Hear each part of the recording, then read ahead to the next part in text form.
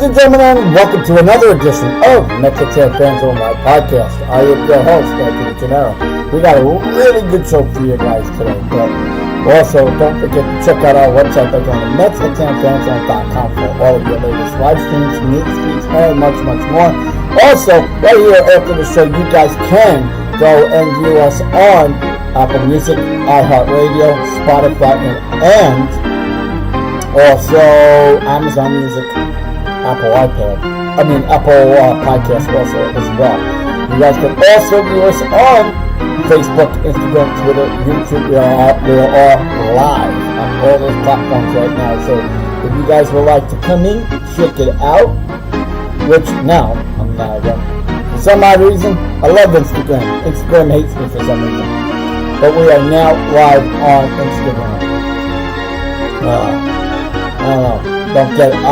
I just don't get Instagram. I don't understand why Instagram never works for me. So stupid. But we are live on all the platforms. Let's see what we got. Let's see what we got for you. So we're gonna talk a little on.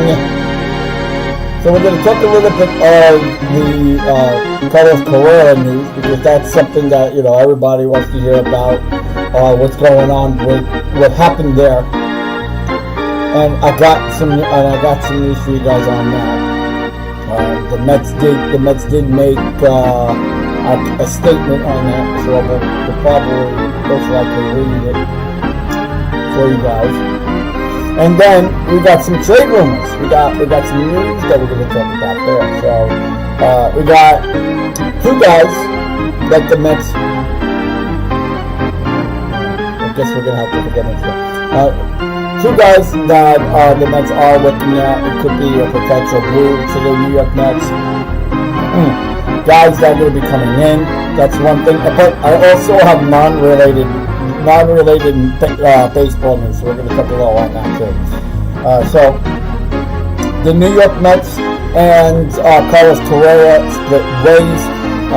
That's kind of like the biggest news that we're going to be hearing as of the last couple of next days, because I think here what happened was that this deal did not fall through, and I feel that there was once I really do feel that this was one-sided. Why I say that was because Scott Boras knew what he was doing, and the Mets knew what they were doing. I think that it could have been a mistake on the Mets end if they would have made this deal. Why I say that is because we had 13 years, $415 million in the book here. What could the Mets actually get out of this guy? You also got to think of it that way. I think with Francisco Lindor on the move that the Mets made on that one, I find in my honest opinion better. Why I say that is because we know that Lindor has that charisma, he's not a guy that doesn't get injured quite often. And then when he does get hurt, he's out of the ball game. So it's not major with him. So, and plus, we signed him to a 12-year deal. And I think that he's going to be a little bit more benefit than Correa, because remember something, two different guys coming on two different injuries. And with Correa, he had plates in his leg, he had conditions before that. So I mean, do we think that this move was a smart move? I do. I believe this was a smart move in my honest opinion. I think that the Mets not getting him was a really good. I think it would have beneficial. That's in the long run, in my honest opinion. But me personally, I think it was okay. But I mean, would it have been nice to have a bat like his? Yeah, because we know on how good he can hit. But you know what? I feel, in my opinion, you didn't have to put him there. You basically could have just DH'd him if anything, and just have him hit. But they know that his legs are, his strength. Your legs are your strength when you play baseball, because your leg, it pivots your body when you're in the batter's box. So that's the most important. But I think his defense would have, really helped him too, because we know on how good he is defensively playing at third base.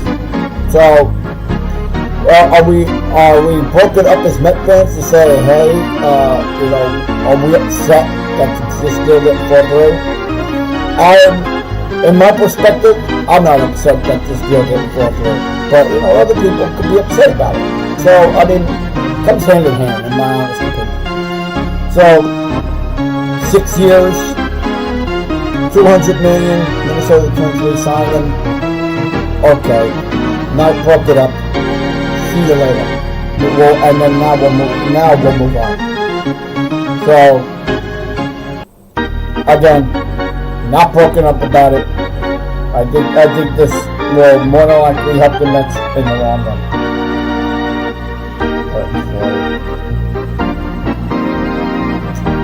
So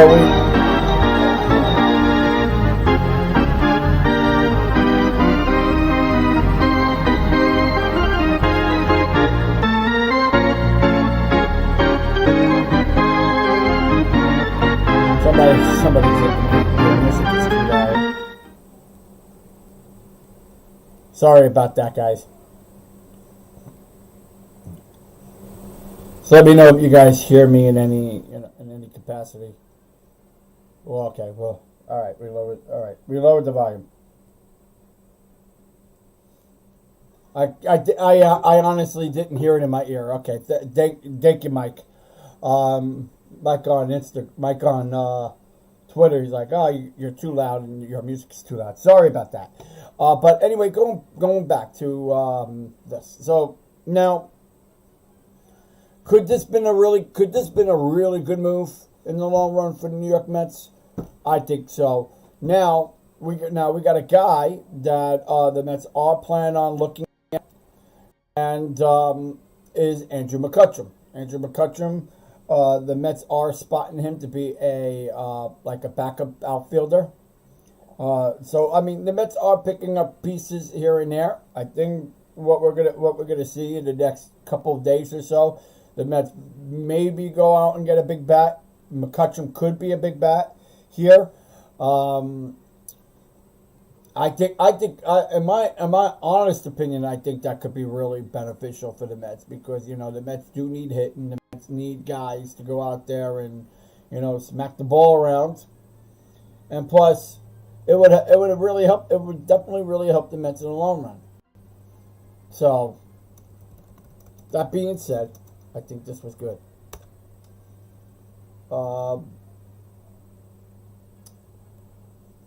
Alright, so let me just pull this article up for you guys.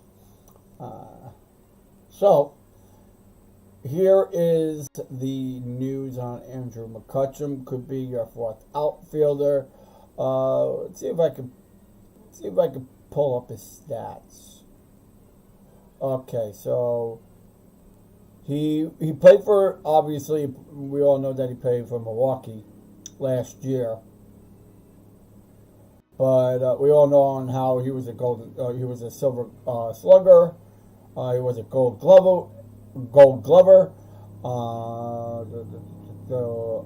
Okay. So he slashed for 237. He had 17 home runs, 69 RBIs, and he stole in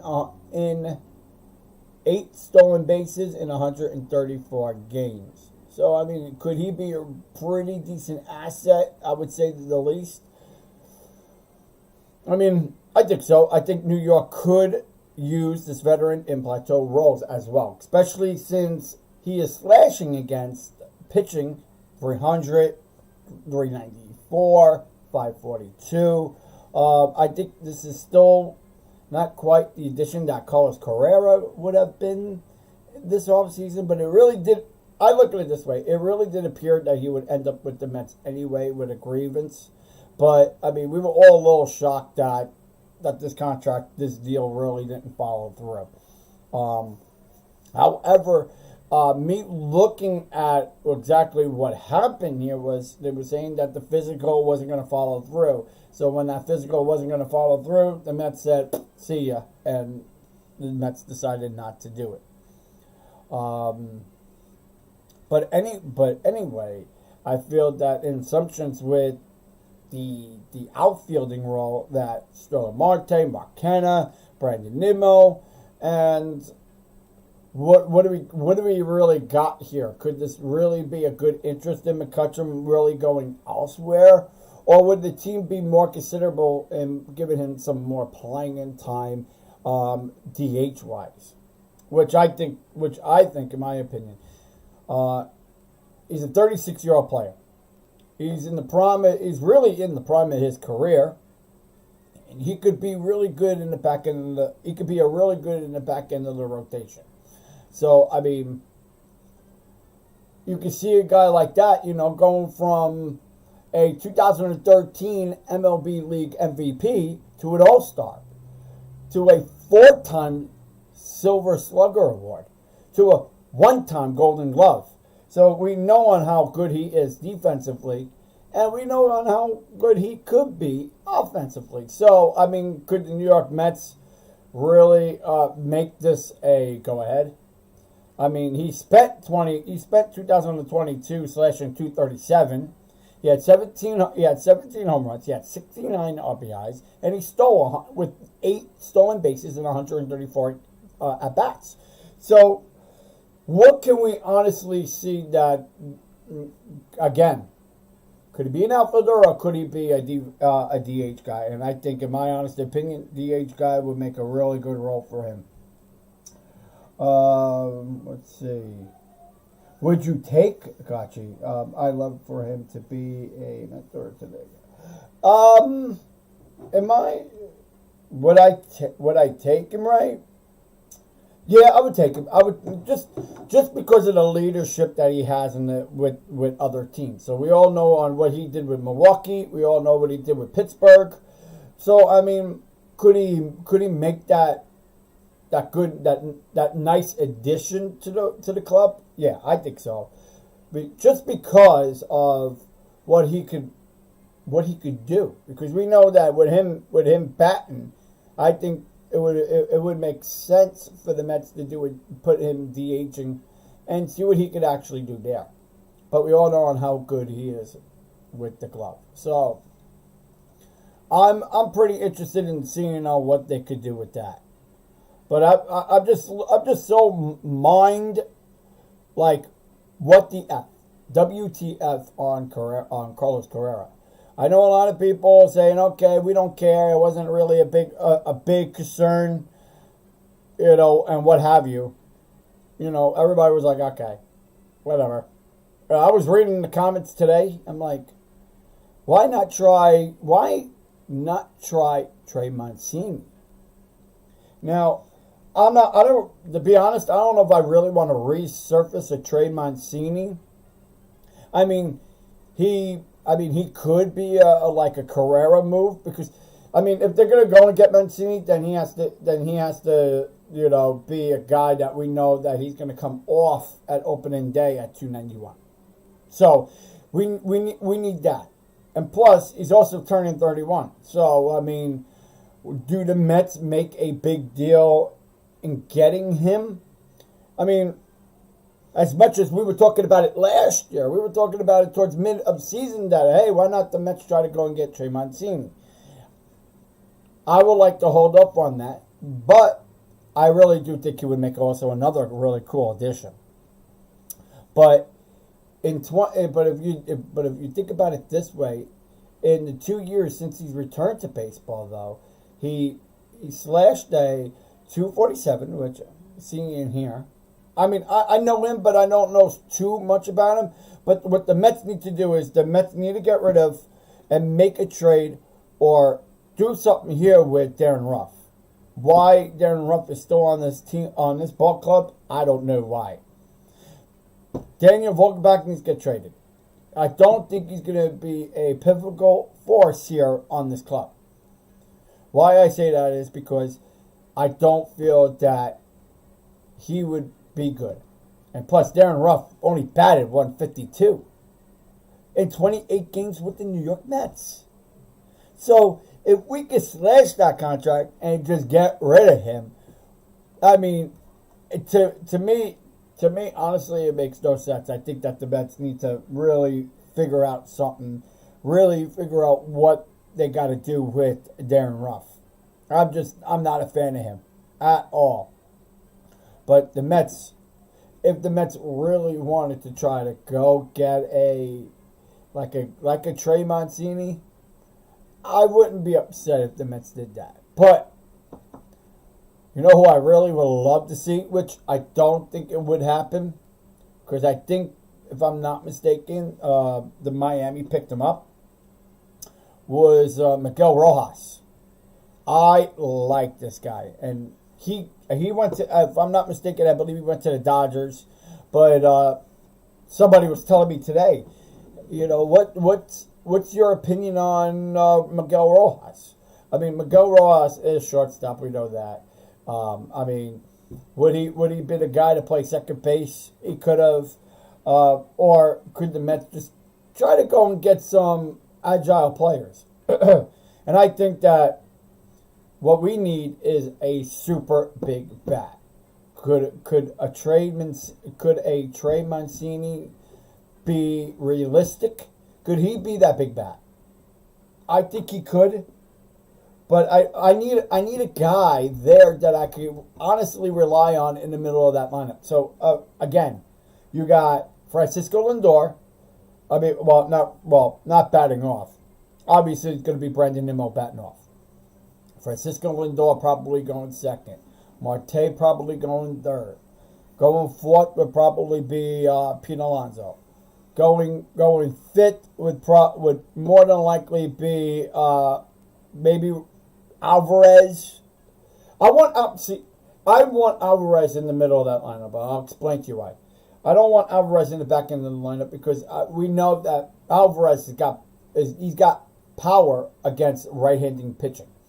So we know on where the power is in him with right-handers. Now, against left-handers, he's not really good. He slashes at 158. So with right-handers, he slashes at 280. So could he be a guy that would be perfect for the middle of the lineup? I would definitely say so. And then after him, I would go with Jeff McNeil. Now, Jeff McNeil has been good against right-hander batters. He slashed at almost 350, 370. So we know where that lies with left-handed pitching. Right-handed pitching, he's okay, but not as good. He's at 190.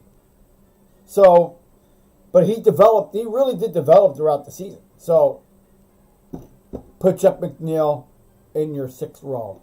In your in your seventh, obviously, it would probably be Escobar. And then I would go, let's see, who did I miss? Mark Canha. And then go Mark Canha down in the bottom of the line. So, I'm okay with McKenna. He's a really cool slap guy because he can slap the ball when you need him to do so. I like the guy. I think he's a pretty decent player. He's not a big power bat, but he's good to slap it around the field when you need that extra run. There in the ninth inning, he's pretty good. And then of course, you got your pitchers. So what's the pitching rotation looking like for opening day? Could it be your number one in Max Scherzer? Well, I don't think Max Scherzer is probably going to be number one. I think it's going to go to Justin Verlander, then Max Scherzer, then it would be the Japanese pitcher, then it would be Cookie. You probably will go and see maybe in there. I would go with a 4-man rotation, honestly, in my opinion. I was never into that I was never into that 5-man rotation, but I like the 4. I want to see Verlander as your number 1. Your number 2, Max Scherzer. Your number 3, Cortana. Then the Japanese pitcher. And then obviously it would be Cookie. But I want to see Tyler McGill coming out when you need him to bring him in when you need him with Justin Verlander and Max Scherzer. So when them two need a rest, bring in Tyler McGill at that point. I like him, and a lot of people tell me, I need him in the rotation. Well, let's back that up. I would put him in if we actually really need him. So I want to see what he could do in spring training. Which, by the way, spring training February 18th. I'm going to be down at Port St. Lucie. I'm going to have a table. I'm going to be talking. I'm going to go on a podcast. I'm going to be talking, and plus, we're going to be at right field. I believe we're going to be at right field. We're still trying to get the details on that, and plus, meet and greet, so you guys can meet with me. I'm going to be doing signs. Apparently, that's what my orders were. But you guys can come down to Port St. Lucie. I'll be down there February 18th, early from my scheduling. So it's probably going to be like around 10 o'clock. So if you guys would like to come down there, see me, want to meet with me, hey, that would be great. We could talk Mets baseball, right? And probably we'll do it into the show because I want to get. We're trying to get as much as interviews as we can at spring training this year. It's going to be really cool, and I think you guys will love the interviews. So check it out with me. Also hit the bell icon so that way you guys all get all your push notifications when we do go live, and also on social media. So we're going to be live on social media when that happens. So please check us out, share, like, and subscribe. Now back to the show. So now we're gonna take some questions and answers in just a few moments, but I want to hear what you guys have to say on this Trey Mancini move. Could Trey Mancini be a sign for Mets? Could be a possibility. I would like to see that. I need that secure DH. I don't have confidence in McCutcheon. As much as I like him, and he could be a possible move for Mets, I'm not that confident. I really would like to see a guy that could get me extra runs when we need it. And I think Trey Mancini would definitely be that guy. But bring me confidence here. I want to hear what you guys think on this because I want to read the comments and be like, am I wrong here? Am I like saying no to McCutcheon? Am I saying yes to Trey Mancini? But you know what? I think the problem here is that they hype Trey Mancini so much to the point where if he signs with the Mets and has a bummer year, the Met fans are going to go ballistic. It's bad enough they're going ballistic now on this Carlos Correa move. What happened with that, right? So what happened with the Carlos Correa move? Now the Mets and Scott Boras, they were looking to fix out the logistics of his contract because what happened was they wanted to do the 5 years at 180, and which I didn't understand on the Mets standpoint here was the Twins gave this guy 6 years, $200 million. And the Mets were like, okay, we're going to give you 12 at $315 million. But then they backed out of, and then the Mets were trying to back out of this deal, but it wasn't even the Mets that backed out of the deal. It was Scott Boras that backed out of the deal because the Mets went to Scott Boras and said, well, your client has been hurt. But, we are still thinking about signing him because he would still make a good asset to the team. But then Scott Boras goes, hold on, wait a minute. You know what? I'll get other teams to go and get him if you guys don't want to sign him. So he went back to the Twins and said, hey, do you guys want to take him? The Giants didn't want him because the Giants were so concerned on his medicals. And even the Mets were. The Mets were like, this guy's been injured. Yeah, give me a reason why. Give me a reason why we should have him. And Scott Boras said no, and the two didn't come to terms to a deal. So, I mean, is this good in perspective for Mets? Listen, there are deals where it was good for Mets, and there were deals that never fell through for the Mets. The best deal I feel in Mets history was Mike Piazza. Mike Piazza was with the Dodgers, and who knows on what he would be able to do with the Dodgers. Came over to the New York Mets and had such a phenomenal run with the Mets. 8 years, And Mike, I love him. Nice man, by the way. Had a really great career with the New York Mets. So it's like some deals might not be able to go through, and those deals could be the best deals in the whole entire world because you never know. So let's see what you guys think on this. So tweet, like, subscribe. We're going to take some of your questions, but if you guys would like to call, we're not doing any call-ins right now, but during spring training, we will start to do so. So, again, we're not opening up the phone lines now. We'll open them in spring training. But also, just to let you guys know, we have new time scheduling. So, if you guys didn't hear our intro, you guys just hearing the music.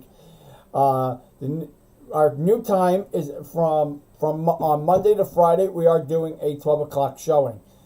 Our night show is at 8 p.m. from Monday to Friday. On the weekends, we upload on the weekend. So Saturday, we go really super early on Saturday. We go at 1. Sometimes we'll go at 12, but 1 o'clock is our main on Saturday. Sunday, we do not go live, but we do upload our shows. So be aware. Sign into our newsletter so that way you guys can get the push alerts also too. So that way every time when we upload our videos on our platforms, on Iheart Radio, Spotify, Apple Music, Apple Podcast, you guys will get the push notifications also through there too. So make sure that you guys sign up to our newsletter. Go to our website, MetsXMFanZone.com, because we gain spring training up on our website.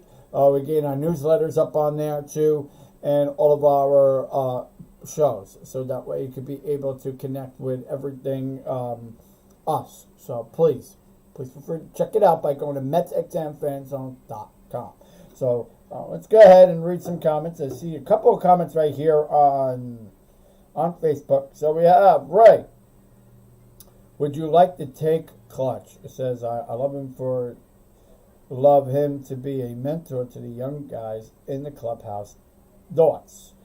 Yeah, I agree with you, Ray. I think that, with McCutcheon, we know on how well experienced he is. He's probably, 36 years old. He had a very good career with San Francisco. And he also he was bounced around a little bit, but, overall, I think he's a really good player. He can't hit for power as much as like he used to, but I would definitely would say okay to that. We got Ricky Ohtani as DH days as he doesn't pitch.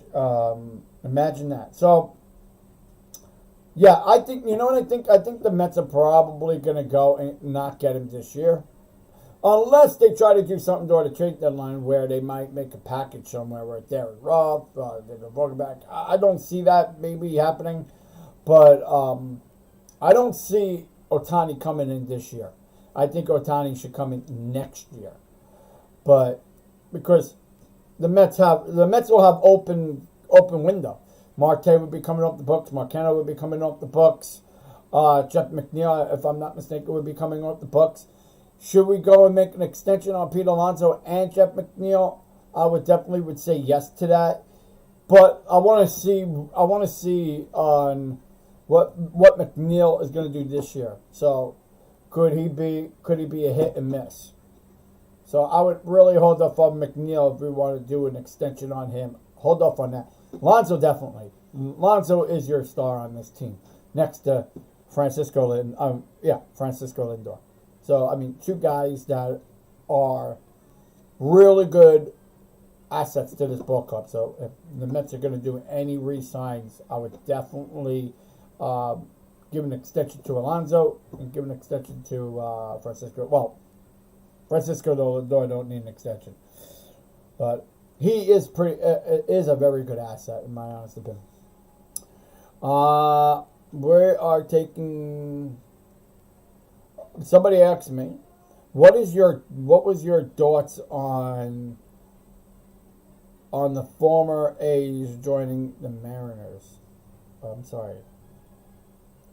So former Oakland A's fan. Oh, okay. I see what he's saying. He's saying the former A's fan became a Seattle Mariners coaching staff. I guess so. I guess that was all right. I guess this is not baseball related, but Mets related. But just they wanted to hear my thoughts on that. I mean, hey, listen, I'm a diehard Met fan myself. I'm a super diehard fan. I mean, I played in the organization. I was in single A ball. I mean, pitcher here. I mean, I loved them. I mean, I would love to be in the boot one day. I mean, who knows, But, I mean, do I like that as a coaching staff? But yeah, I mean, listen, I look at it this way. I mean, if you know more than the coaches, then why the hell not? So, I mean, I think that was, I'm okay with that. Let's go with Ricky. Oh yeah, I said Ricky. He said with the Ohtani, with the DH, and yeah, I like that. Honestly, I would just wait. If I was the Mets, I'd just wait until next year to go get him. So we got Sean. Sean goes, what about Zach Britton? If I'm not mistaken, I believe it's rumored that Zach Britton could be also another addition. I don't know on how I feel on that. Wait until the next podcast. I think let me do some homework on him. I mean, I know Zach Britton. I know on how good he is. I mean, the Mets would have to get him on the low end. But I wouldn't spend a lot of money for him. In my honest opinion, I wouldn't do it. But let me do my homework and I'll get back to you on that one. All right, we got one more question. Okay, so in regards to the Carlos Correa not signing with the New York Mets, do you feel that this was a move that the Mets could have made? Honestly, the Mets could have made this move. I do. I believe that they could have made this move. I just think that in regards to was it actually worthy for the Mets to sign him to a 12-year, $315 million? But everything was due to pending physicals. So I mean, if San Francisco agrees to this and goes, oh, hold on, wait a minute, maybe we got something here. Maybe there's an issue here. Then I would have said, yeah. I would have said, okay, now sign him. But obviously the Mets were very concerned on his health, and they didn't want to do it either. So, I mean, that's why I feel that the Mets could go elsewhere in regards to offensive additions. They could go with Andrew McCutcheon, but I mean, and they could also go with Trey Mancini. So with not a big sign, I just think that the Mets really are going to probably focus on Ohtani in the offseason of next year. So if the Mets are going to, maybe pick up a couple of players, which they are doing, they're getting, small players. Are they going to get more? They're going to get moves. So, I mean, they're probably going to get some more guys, probably more experienced veterans out there. I would load up on pitching. Just load up on pitching. I mean, if you get guys on the cheap end, we need backups, just in case of anything. But we got Tyler McGill there. I mean, we got McGill. We got other guys that are ready when we need them. So I mean, backups, and I think that the Mets need backups of positions out there also. Because you never know.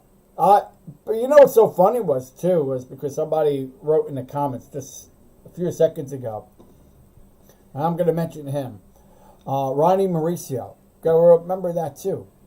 This kid's starting to be good, and he was playing good in winter ball this year. I think he was like all-star in the winter ball. So I mean, he's got a future here, and he could be, your future outfielder. Maybe left or right field. He's a shortstop. I think he's too big to play shortstop, but he reminds me of Darryl so much. I mean, Darryl Strawberry. I like him. I really do like him. And I actually want to see him play outfield. I don't think he's too bulky. I mean, he's too bulky there at shortstop. He makes a lot of dumb errors, I feel, in my opinion. But, I think he would make a really good outfielder. So, on that, and I would like to see him. He's going to be your future, definitely, in the long run. So, I think that's all that we have for today. We're coming really close to closing out this podcast. I want to thank you guys for watching. So remember to always tweet, like, subscribe, share your comments down below. Hit the bell icon if you're on YouTube, so that way you don't miss a moment. Subscribe to our channel. If you're on Facebook, hit that star button. It really would help us if you hit the star button, so that way I can continue to keep making content for you guys. We're going to be pushing it.